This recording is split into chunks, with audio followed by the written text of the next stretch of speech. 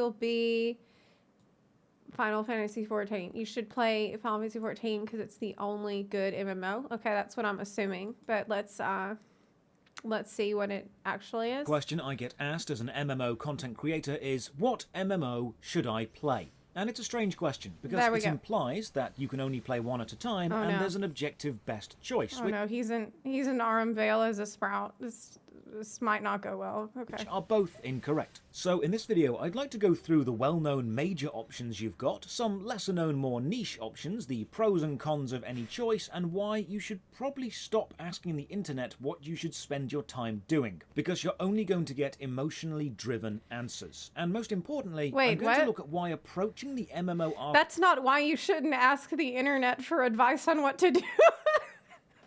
That was like true. You shouldn't ask the internet for life advice. And he's like, because it'll be emotionally driven. No, it's because you're asking the internet for what to do. RPG genre with the pre-established desire to like a certain game without playing it, or to defend a game beyond all critique just because it's your favourite game, is a terrible position to be in as a genuine fan of the game, and also why new players of the genre are finding it so hard to find a game they like. Okay. I'd also like to thank the extremely brave Guild Wars 2 for sponsoring this video. Wait, what the... What? Are you kidding me? Wait a minute. Okay, look, if this turns into an ad, we're clicking it off. Which was convenient for me, because I've already made the video, and I was going to put them in anyway before they asked about a sponsorship, so I haven't had to actually change anything. So, which MMOs are actually worth playing? Do you believe that? Do you think that's true? He said, oh, I already made the video, and I didn't have to change anything. Do you think that's true? Okay, let's see. Is the best attitude to approach playing them with, and why you might actually find... I've seen his videos before and I liked his videos, so I'm gonna give him the benefit of the doubt. The game's more fun if you play them in a more casual way. Let's begin. Okay. Ladies and gentlemen, welcome. I'm Josh Strife Hayes. All right. I forgot. This is the thing he will always do in the videos. He always holds the coffee cup, but he never puts it down. And for some reason, this actually drives me crazy. And it's such a petty thing, and it should not bother me as much as it does, but actually just really drives me crazy. Okay, we go. I love MMORPGs. I've built an entire YouTube channel around them. I love the idea that you can go on an online adventure with your friends, journeying through fantastical places, having that experience with other people. That's a brilliant idea to me, and it's why I love every MMO game I've played. I always try and find something to like about all of them, no matter how bad other people may think they are. But the MMO genre does demand a lot of your time and sometimes a lot of your money, and people are hesitant to spend both of these things. So, which MMO game should you play? Which ones are worth your time or your money? First, I feel like he's about to sell me some magic cards. Like, I feel like this is his shop that I've just wandered into, and... he's about to show me it's a binder full of magic cards, and we're going to go through that together. That's the vibe I have from this background. First of all, let's dispel some myths about world firsts, grinding to end game, treating the game as a second job. Because if you treat any MMO like that, you won't have fun. So let's look at the mindset we need to approach the MMO genre with first, and then some of the games you could enjoy. Before we dive into this, a big thank you to the supporters on Patreon and Twitch who keep the channel alive. More on how you can support at the end. For now, let's begin. When someone asks which MMO should I play, it's similar to asking which sport should I play, or which TV show should I watch, or which band should I listen to. It's a question which seems to imply you're only going to want to play one, and I think this mindset comes from the wrong place. A place imagining you're going to be world class at the game.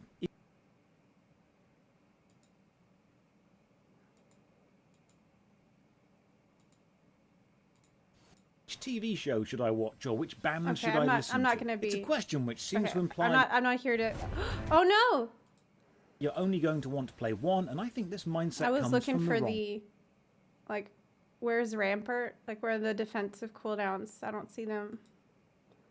A place imagining you're going to be world class at the game. If you want to become a world-class football player, yes, you're going to have to dedicate all your time to playing football. Same for any sport, really. And if you want to become an expert on a TV show, you're going to have to watch the show multiple times, read the cast's biographies, watch the behind-the-scenes documentaries. You'll become an obsessed superfan. Okay. But most people don't aim for top-tier professional levels or superfan status. Most people can play five-a-side football with their mates, then watch a few episodes of one TV show, then then go rock climbing on another day, watch a different show, then go swimming and watch another show. Variety is the spice of life, and this Is he suggesting that I be a casual? is equally true in the world of MMORPGs. If you approach the genre with the attitude of, I'm going to dominate a single MMO, you're going to turn your hobby into your obsession, your job, and your entire personality. This I haven't done that, right?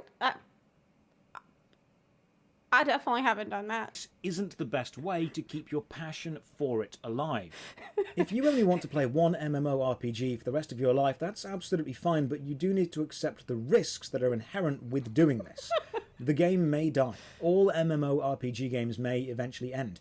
You may finish the game. People have messaged me and saying, I spent 5,000 hours on this game, it gets boring, what do I do?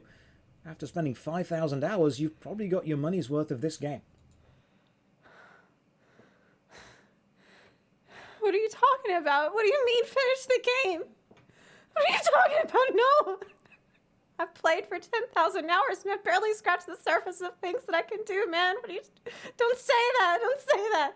If you're going to make a single game your thing, you need to make sure it doesn't become your entire personality. I'm feeling because then you'll see any attacked. critique of the game as a critique of you personally, and that's not a great place to be to provide meaningful feedback to a game.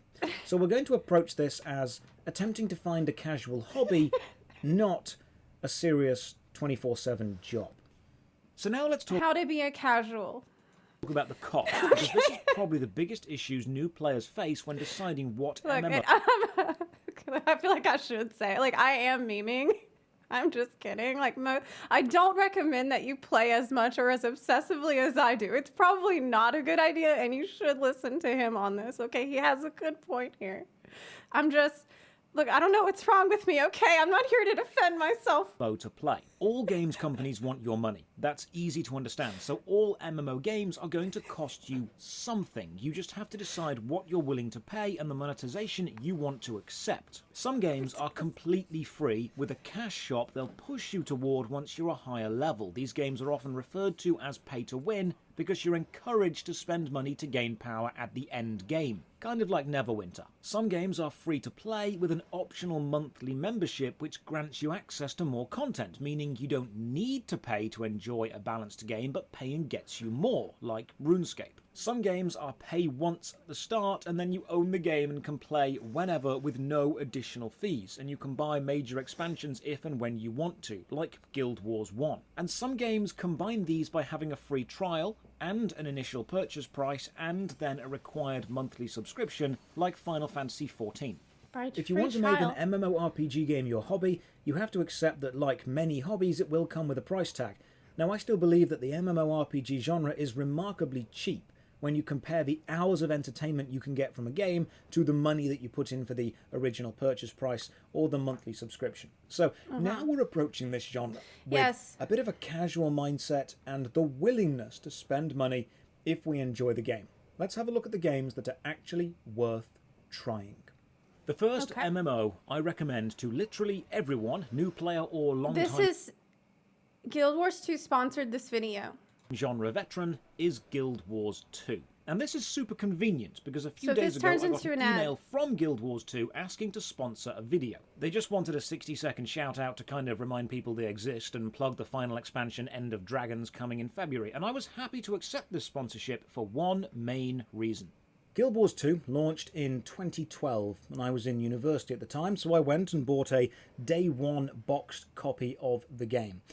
This game came out 9, almost 10 years ago, and I think I paid about 40 quid for this. I've installed it on multiple computers, and I've got thousands of hours of gameplay out of it. This genuinely might be... Was it over 5,000 hours of gameplay? Does that mean that there's no more... Did you get out of it? Like, did you get your money's worth out of it? Best value for money video game I guess ever so. bought. I guess so. So why do I recommend Guild Wars 2 so strongly? Guild Wars 2 is made up of the core game, multiple living story chapters, which are in-game story expansions, and 2 major expansions, Path of Fire and Heart of Thorns, with the 3rd major expansion pack, End of Dragons, coming next year. And the core game has a free trial. There are limitations, like any free trial, but it is essentially the entire core game. And then when you do buy an expansion, you keep it with no monthly sub forever. It is the least stressful game to own because you never think, I'm paying a sub, I need to log on. I have gone 6 months without playing, installed this on multiple computers, and all my characters are still there, still waiting, still playable. And still powerful because of the horizontal progression. Character creation is great, with varied classes and races which all play through different starting stories before meeting up in the main cities, and because does it include a critically acclaimed expansion? the game focuses on horizontal progression instead of vertical, once you've got the best item, you don't need to worry about it becoming obsolete anytime soon. Horizontal progression means it's not always about chasing the next best thing, it's about chasing something equal but different. Guild Wars 2 does have raids and fractals, and they're not easy, but the Chasing something equal but different. Equal but different. Does that mean like you can use a fire staff, or then maybe you get tired of that and then you decide you want to go get an ice staff? I actually don't know anything about it. focus is on a variety of gameplay. What does it mean? Jumping puzzles, mount collection, area exploration, a PvP mode which levels everyone to maximum and gives everyone access to the same skills, so it's not grind-based, and a crafting system which lets you make some of the coolest looking weapons in the game but sends you all over the world to find the ingredients. And because the entire art style is based on watercolour paintings, it's stylistic, not necessarily realistic, and the style has aged like a fine wine. The main downside is a lot of older, more entrenched MMO players can find Guild Wars 2's varied gameplay focus a bit strange. Certain players are used to constant raiding or endless repetitive dungeons, and they often don't see the point in map exploration when the reward is a title, not an item, or recipe collecting, or jumping puzzles that reward you with unique cosmetics but nothing powerful. But I feel that's a symptom of how vertical progression has taken over the genre, the constant drive for more power instead of more gameplay. Guild Wars 2 is what I would recommend to anyone because it's free to try, and then when you do buy it, there is no stress to keep playing it. It has such a massive variation of gameplay, you can find what you like and then focus on doing that. There's a download link in the description if you want to give Guild Wars 2 a go. It lets you know you came from this video. It is one of the few MMOs I would highly recommend you try out first. Also, Nolan North voices the male human, so to me, it's basically Fantasyland Adventures with Nathan Drake. Next up, did you know the critically acclaimed MMORPG Final Fantasy? Okay, let's see. I never played Guild Wars 2. I never tried Guild Wars 2. Let's see. Let me look at it. What do we got? Okay. I don't want to be that. Maybe that. No. No. Absolutely not.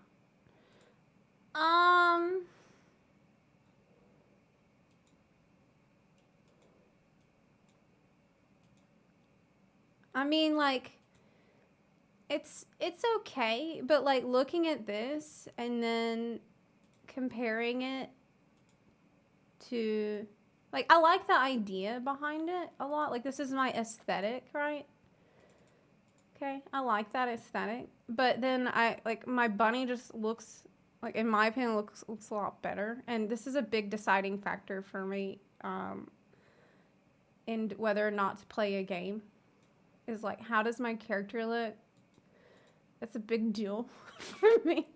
Okay, I like the idea of that, Sylvaria, it's pretty good. Fantasy XIV has a free trial and includes the entirety of A Realm Reborn and the award-winning Heavensward expansion pack up to a level 60 with no restrictions on playtime. Okay, memes aside, the long successful Eastern MMO Final Fantasy XIV, which has seen a massive surge in popularity thanks to the downfall of Blizzard and the uptake by popular streamers, is one of the highest quality MMO experiences available. And more importantly, the free trial is actually really good. Final Fantasy XIV released many, many years ago and it sucked, and the developers knew they could do better, so they apologised, blew up the entire world by having a massive dragon come and destroy everything in an actual playable in-game event, took a few years to fix it, and then released Final Fantasy XIV A Realm Reborn, which was absolutely fantastic. In fact, when you finish A Realm Reborn's storyline, all the names of players that scroll in the credits are the people who were present when the original world was destroyed. Set in the realm of Eorzea,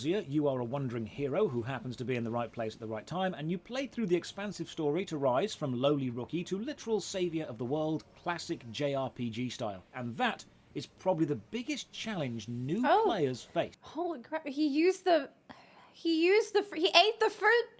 He actually ate the fruit in Aurum Vale. I can't believe what I'm seeing. Final Fantasy XIV is, as many YouTubers have said, not so much an MMORPG as it is an RPG MMO. Right, the focus of the game is the player's journey, the RPG bit, building your character, defeating the story bosses, reading the dialogue. It's not just about endless dungeons or zerging around with a mass of players. It's very much an RPG first and an online adventure game second. And for fans of the RPG genre, which includes me, this works very well. The character creator is great, and choosing a class isn't limiting because you can level up every single class on one character. You do not need alts. You switch classes by switching weapons. Each class can have... That's the thing that I think for me really sealed the deal with Final Fantasy XIV and made it so I could not go back to World of Warcraft after that, because even when I was like early into my Final Fantasy XIV days and I thought about playing WoW again, I would go back to WoW and I would play, like I would do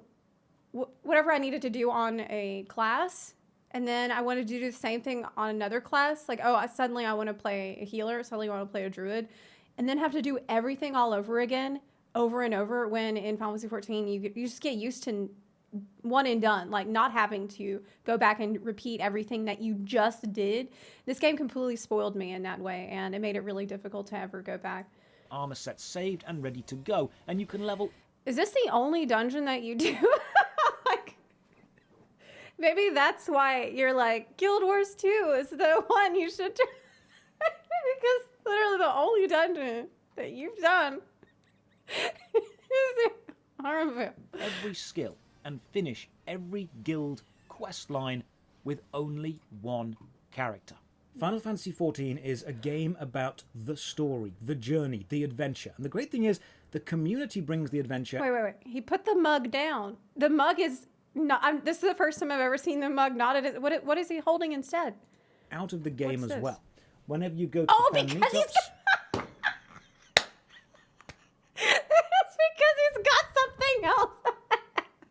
He had to put it down to pick up the shirt. You'll always get merchandise. Or if you happen to take down some of the harder bosses, you'll get proof of that. I was like, what's wrong? What's wrong? Is everything okay? You put down your mug. When the servers were full, when the recent influx of players happened, the company apologized. The director said, I'm sorry, I'll put more servers up. And they did. If you want to sit in the Limsa Lominsa Plaza and simply chat to people, there are always people there. Final Fantasy XIV is very much a community-driven RPG. Best community. It just happens to be an online game as well.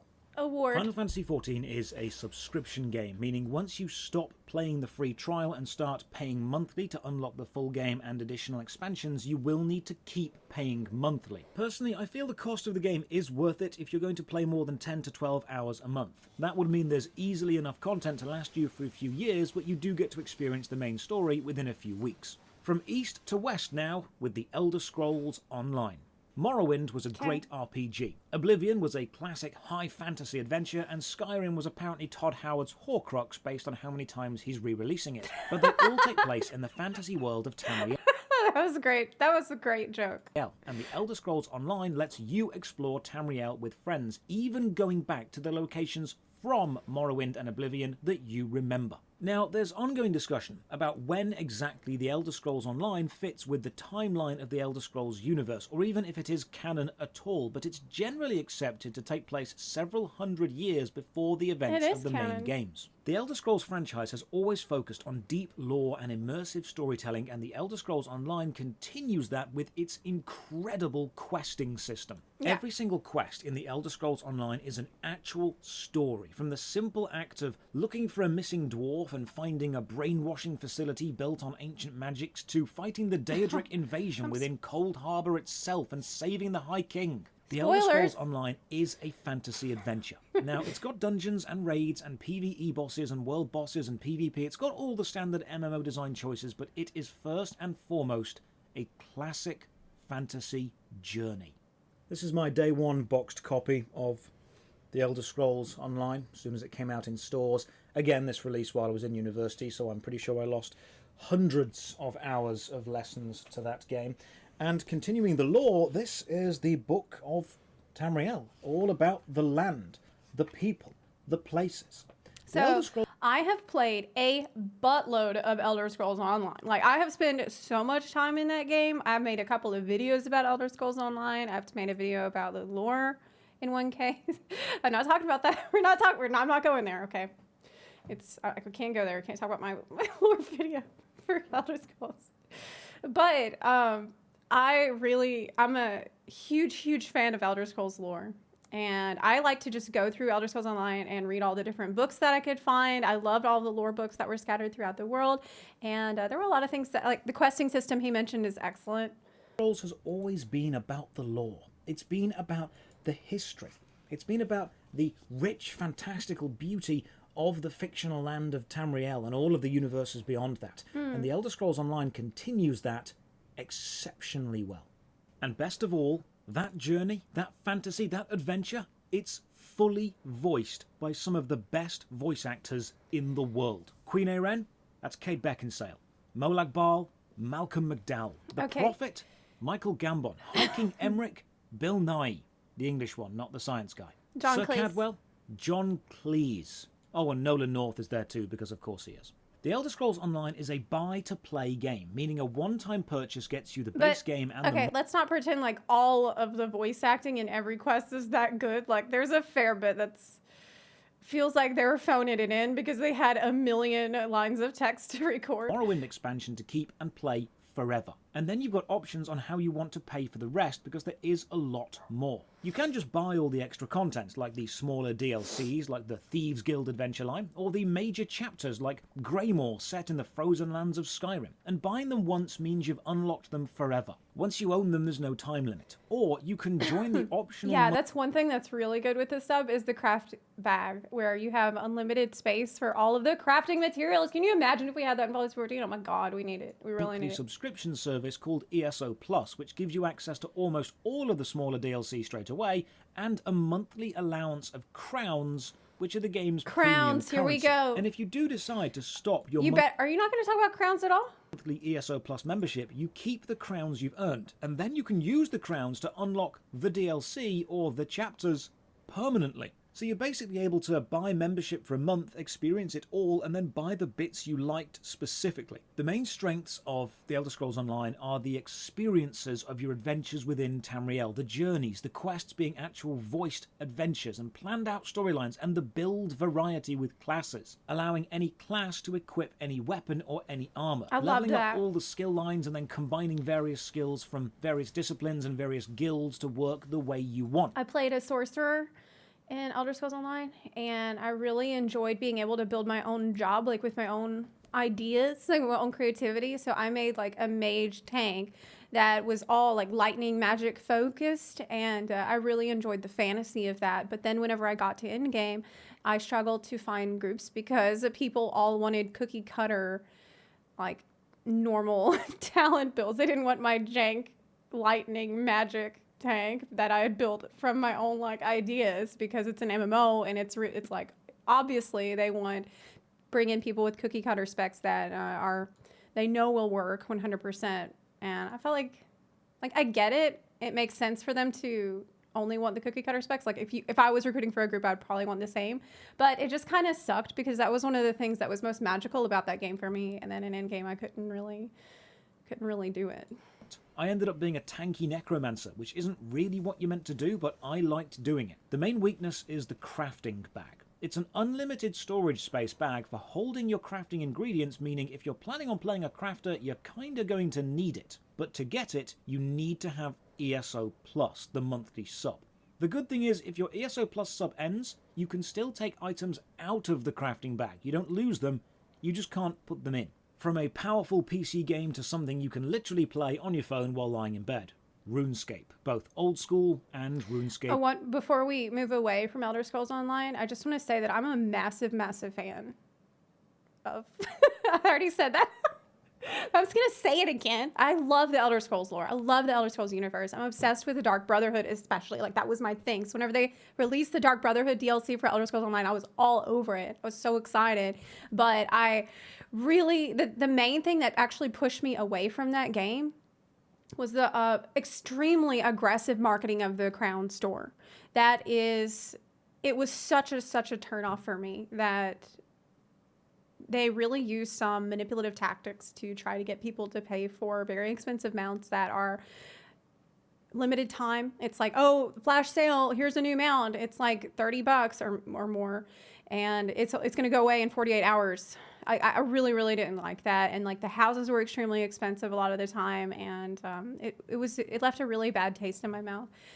And it honestly destroyed the game for me. And it destroyed my enjoyment of the game to constantly see that. 3. You probably played RuneScape back in school. It was the first MMO many people discovered on public computers because it ran directly from the browser and didn't need a download, meaning it swept through schools all over the world. And then over the years it grew, evolving into RuneScape 2 around 2001 with updated graphics, and now what we know as RuneScape 3 with updated pretty much everything. It's changed a lot since it was young. It now does need a download. The graphics are much more advanced. The combat system has been reworked and the graphics are much more advanced. Now has abilities, cooldowns, chains of skills, stuns, interrupts, buffs, and boosts. It's a far cry from the click and wait game we knew, but it is still one of the best MMO experiences. As for the quests, I think RuneScape has some of the best quests in the genre, from baking a cake for the cook to stopping the return of the gods and the destruction of Gielinor, humble beginnings to global saviour. But it's always written with trademark dry British humour and Monty Python style wit. RuneScape never took itself too seriously, and that's what added to its charm.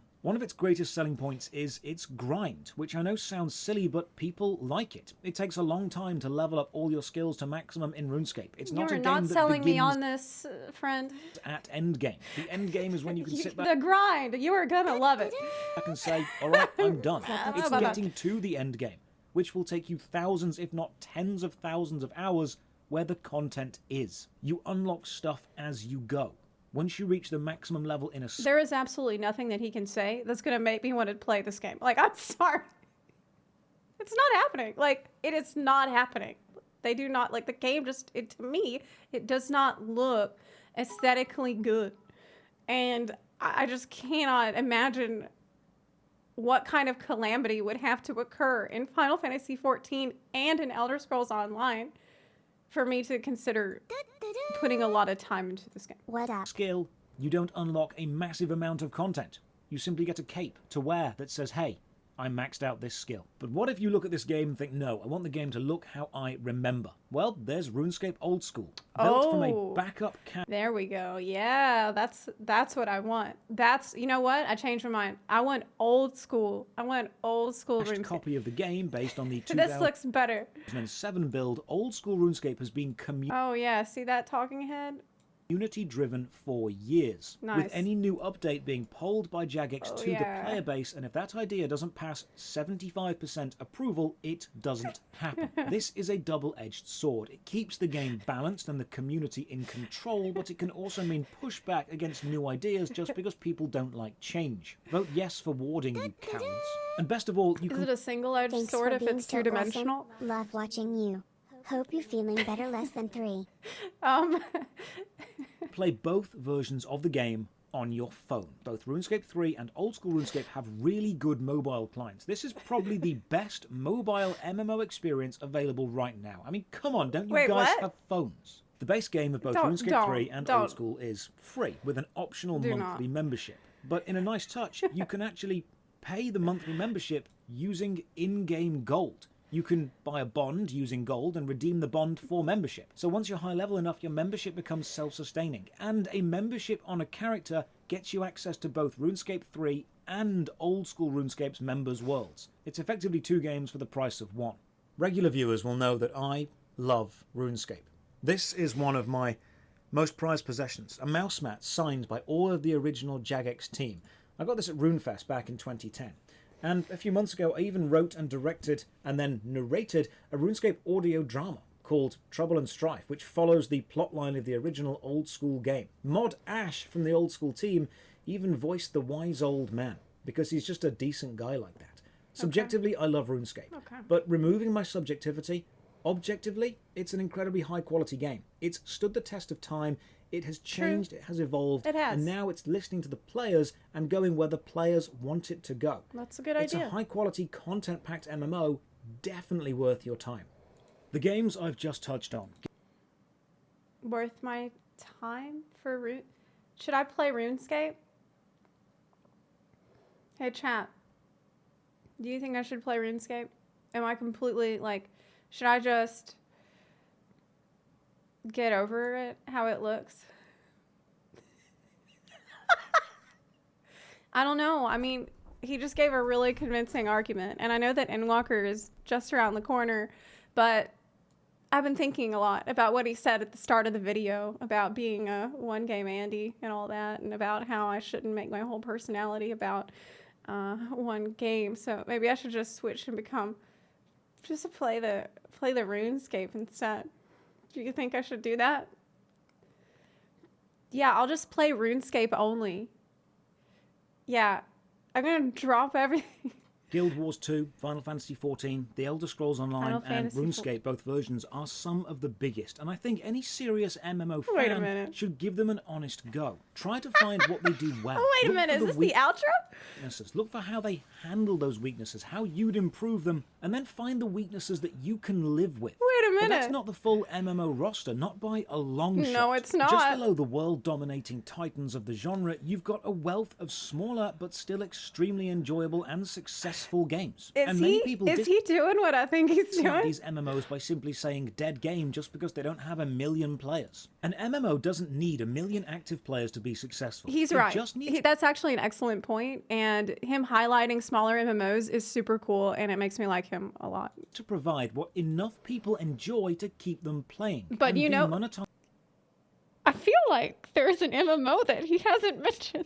Fairly enough, the player base feels respected. It's much more important to have a connected community. I can't remember which one, but I feel like I remember one that people were playing. But do you guys remember? Because I don't. Thousands of disconnected players. If you're after a fast, I think maybe that's it. At least third-person looter shooter with stunning boss fights and online elements like squad-based missions, then Warframe is a great way to spend your time. Huge player base, great community, stunningly fun gameplay, free to download right now. If you want a more classic social-focused MMO, the original Everquest is still going. You can play one of the time-locked progression servers like I did. Everquest? It's a monthly sub, but it's an old game with a dedicated community, where expansions get released every few months so you can experience the evolution of the game and enjoy it as it grows and then stop playing when Planes of Power comes out. If you want to keep the old school vibe going, Guild Wars 1 is still... Have you considered Furcadia? ...still online. I bought the game and all the expansions and I found one of my new favourite RPGs. I played Meridian 59, the first 3D MMO, and it's surprisingly fun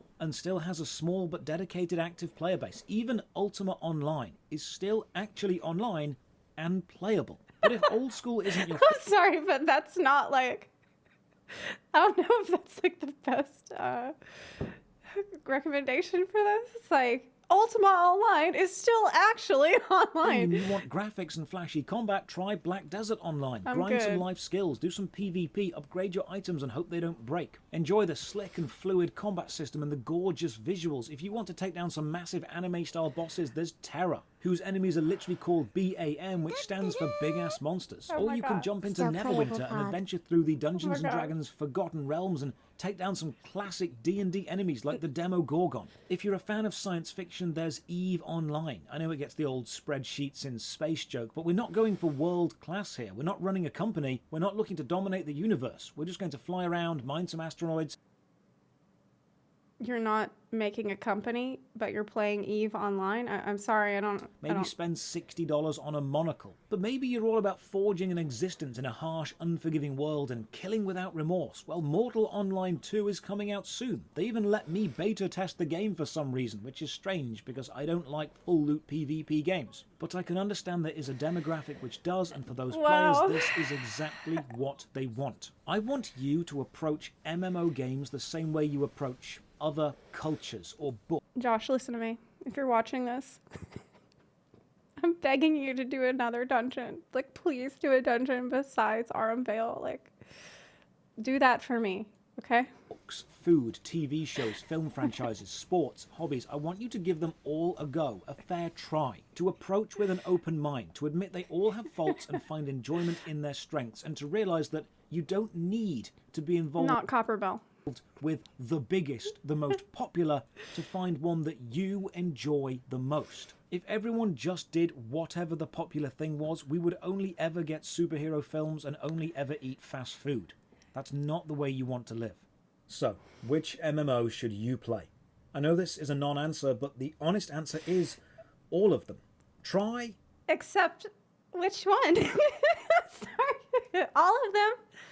But... are you sure we covered them all? All of them. Look for the bits that you like. Accept the bits that you don't like and realize that there is no perfect MMO. If you find a game you love, great. If someone else finds a game they love, fantastic. And if it's not the same game, it doesn't matter. When someone comes to you and says, what MMO should I play? They aren't asking, what MMO do you play?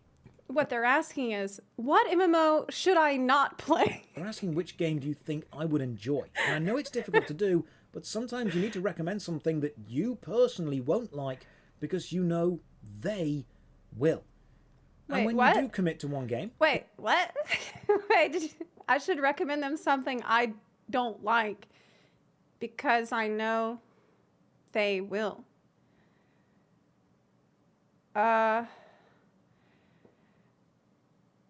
It doesn't compute. I don't understand.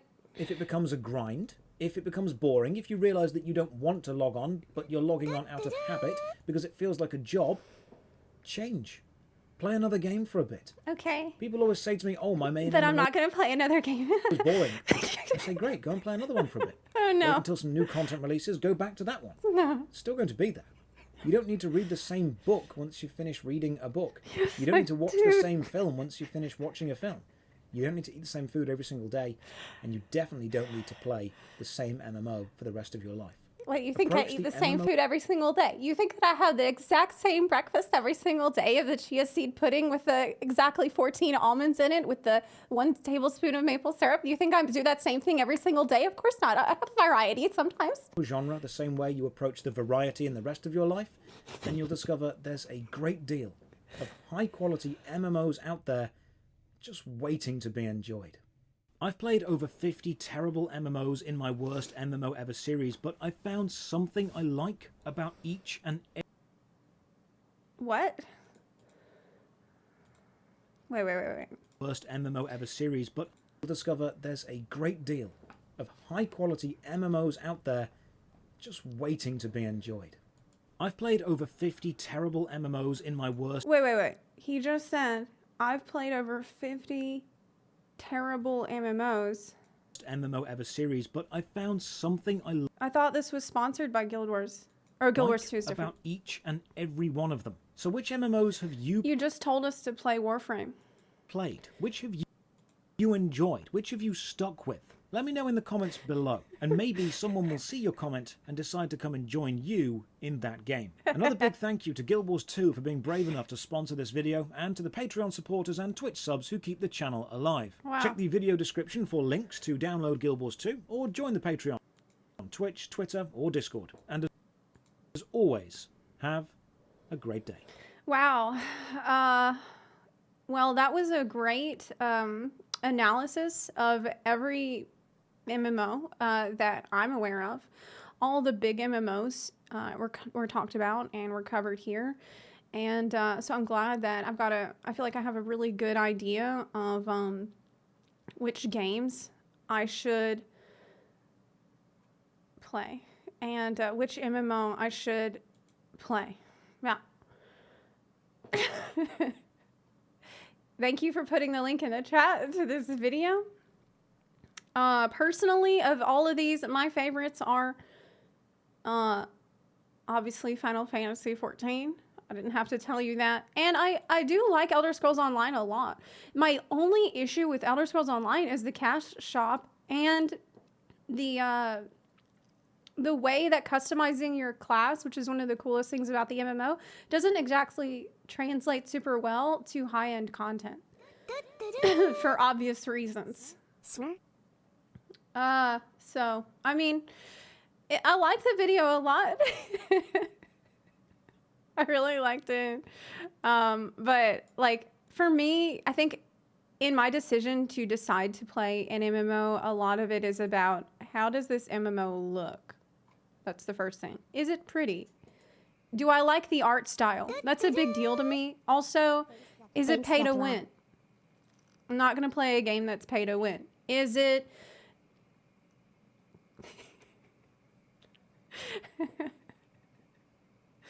You think I'd enjoy Guild Wars 2? The thing is, I mean, I've looked at it. I've looked at the screenshots of it, and this is very cool. I like the concept, but I don't see myself... I wouldn't say that, like, it looks good enough to pull me away from Final Fantasy XIV. Doesn't have bunnies. Yeah, like, New World came out, and it didn't have any bunnies in it. Yeah. In lieu of bunnies, I'll accept leaf people. That's all right too. I'll accept that. Yeah. Oh. But overall, I really enjoy his style of video. It's like very thoughtful, and I enjoy the scenery here, where I feel like I'm in the card shop. You know. It feels like I've wandered into the magic shop, basically. And he's telling me about how good Runescape is. Like, this feels very personal.